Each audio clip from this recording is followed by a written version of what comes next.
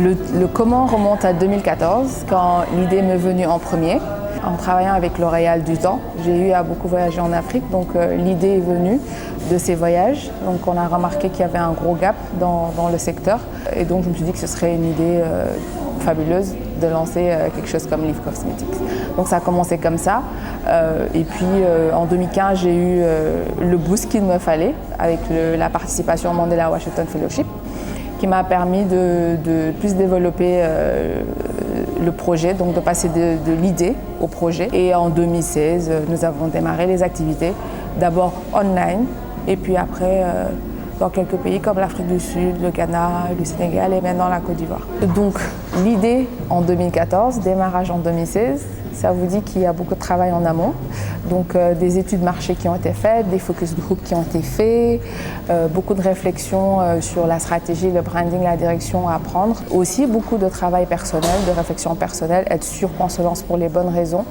Et les sacrifices, bon, il ne faut pas se les cacher. Moi, en particulier, j'ai eu à abandonner mon travail du temps pour L'Oréal pour me lancer à temps plein dans ce business. Voilà, c'était pas facile, mais j'ai dû quand même y réfléchir pendant un bon bout de moment pour me lancer. Chez Live Cosmetics, c'est très important la relation clientèle au sein de notre entreprise, et nous cherchons à toujours développer cette relation avec nos clientes existantes et aussi en acquérir de nouvelles.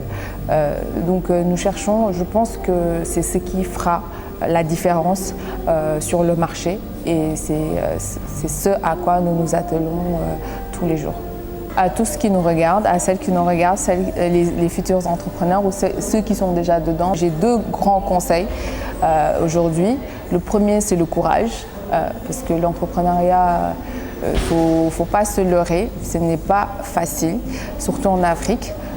Il y a beaucoup d'obstacles sociaux et puis dans la vie de tous les jours à gérer un business. Donc il faut être persistant, résilient. Les gens qui se découragent dès le premier obstacle n'ont aucune chance. C'est la stricte vérité. Donc il faut être courageux tous les jours. Le deuxième conseil, c'est la patience. Donc c'est pas facile, parce que quand on décide de se lancer dans quelque chose, on y met tous ses tripes, on espère avoir des résultats assez rapidement, ce qui des fois peut ne pas forcément être le cas. Donc il faut être patient et se dire que quand ça ne marche pas maintenant, que c'est pas perdu. La minute où on décide d'abandonner, c'est peut-être ce moment-là qui va être le bon moment pour votre business. Donc il faut être patient et toujours croire en votre idée, votre projet.